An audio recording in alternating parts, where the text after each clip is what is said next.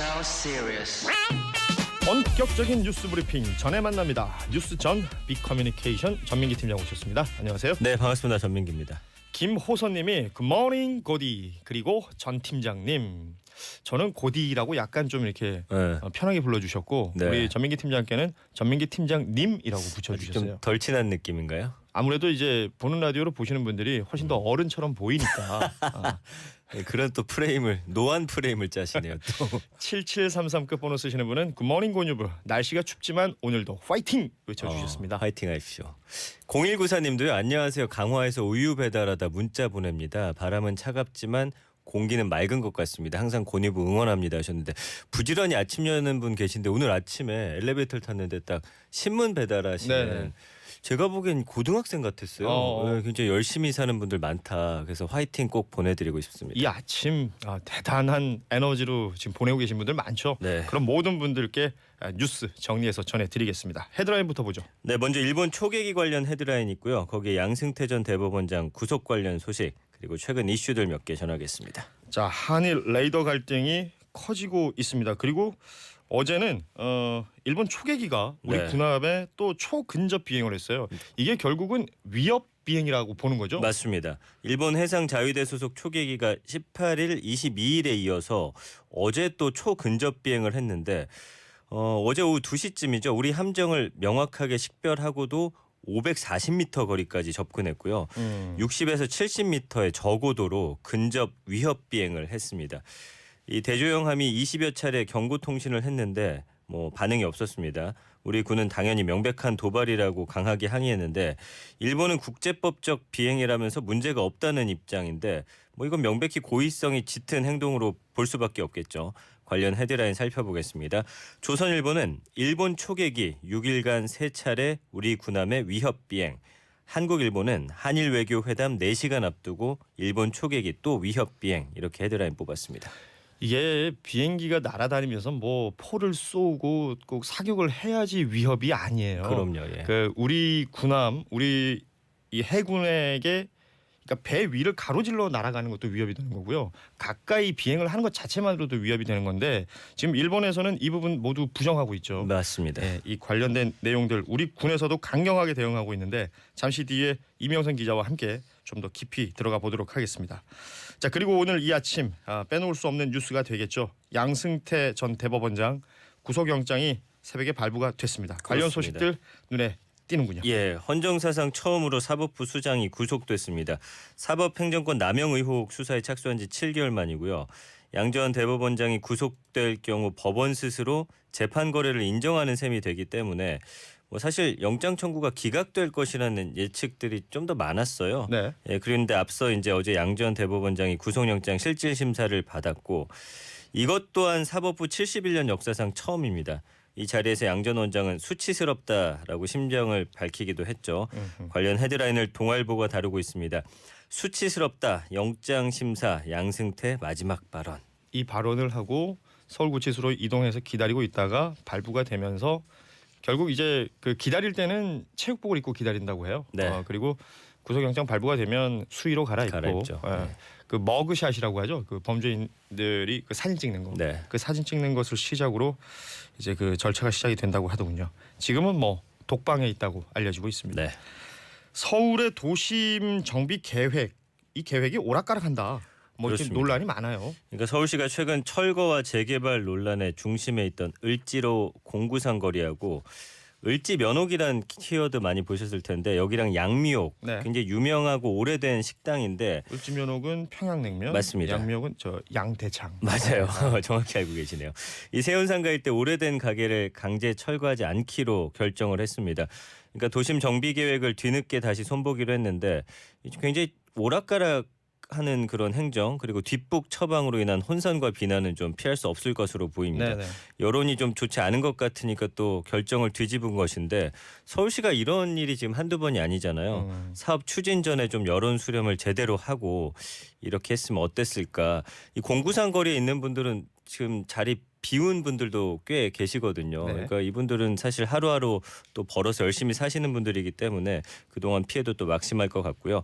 관련 헤드라인 경향신문이 실었습니다. 공구상가 을지면옥 강제 철거 안 한다입니다. 이 관련해서는 사실 그 서울의 광화문 광장 뭐 또 다시 바꾼다라는 얘기가 나오면서 맞아요. 예. 뭐 이런저런 소리들이 있는데 특히 또 행정안전부가 우리하고는 얘기된 바가 없다라는 얘기를 하면서 또 그렇습니다. 잡음이 있죠.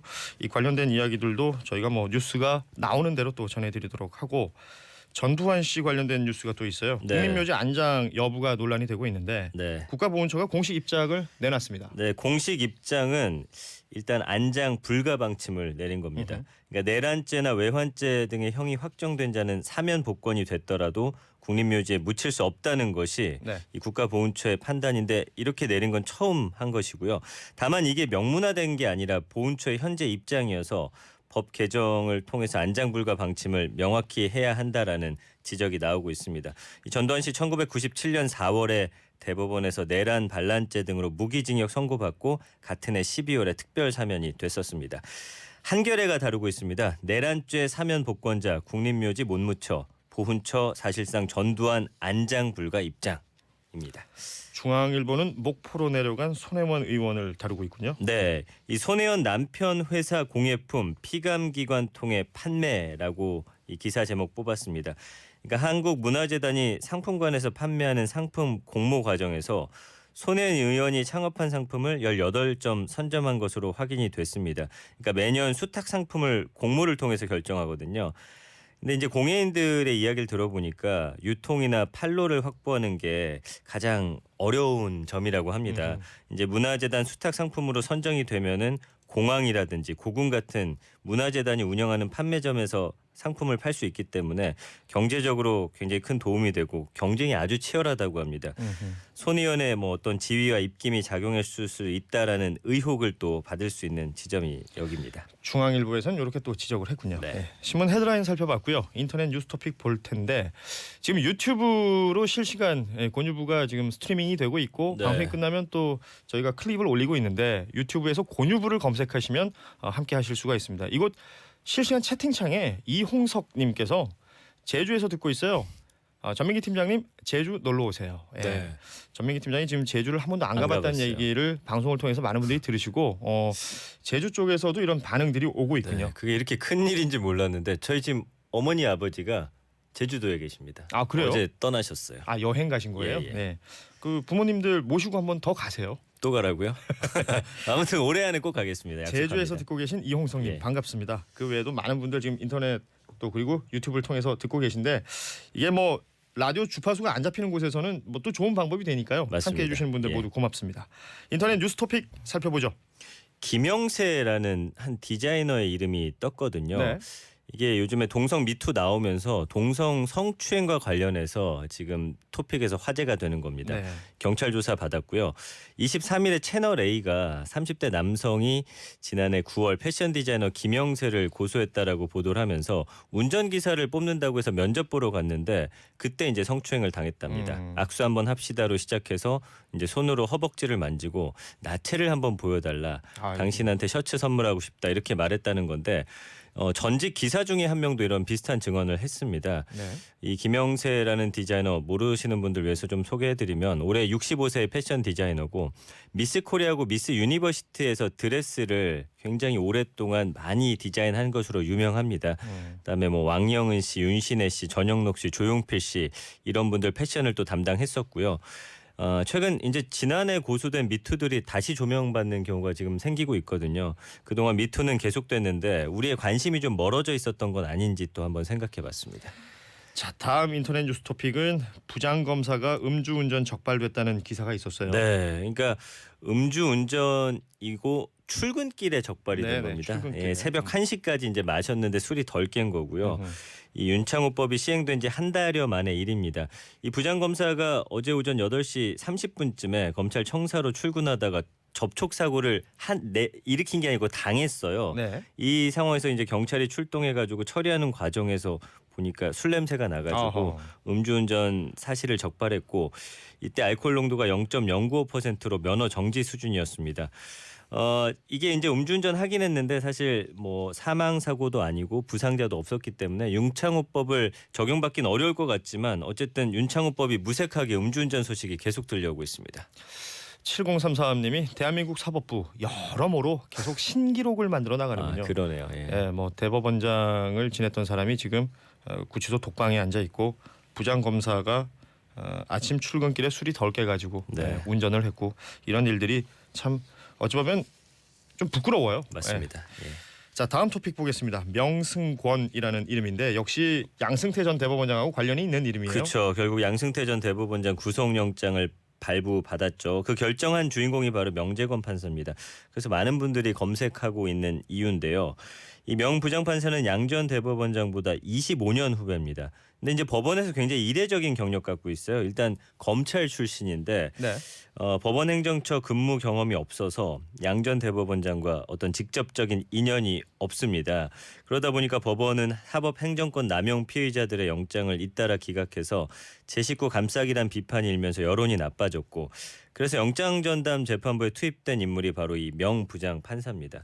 자, 명재권 부장 판사. 네. 사실은 뭐 검찰 출신이고 법원 행정처 근무 이력이 없다는 것만으로 또 어떻게 저 자리 갔지라고 네. 생각하시는 분들도 있는데 이게 결국 법원 행정처를 통해서 뭐 소위 말하는 그들의 엘리트 코스를 밟았던 사람들이 지금 다 문제 일으키고 있는 거예요. 맞습니다. 예. 예, 명재권 부장판사가 그 관심의 대상이 되고 있습니다. 제가 이름을 잘못 말했네요. 명승권 박사는 제가 아는 의사인데 명세권 부장판사 죄송합니다. 그렇습니다. 유튜브에서 또 댓글 달아주셨네요. 네. 명판사네요, 명판사. 성씨가 그러니까 이분은 뭘 해도 명판사가 되시는군요. 그러네요. 예, 예. 예, 명재권 부장판사까지 오늘 인터넷 뉴스 토픽 살펴봤습니다. 오늘은 여기까지 하죠. 지금까지 빅커뮤니케이션 전민기 팀장이었습니다. 고맙습니다. 고맙습니다.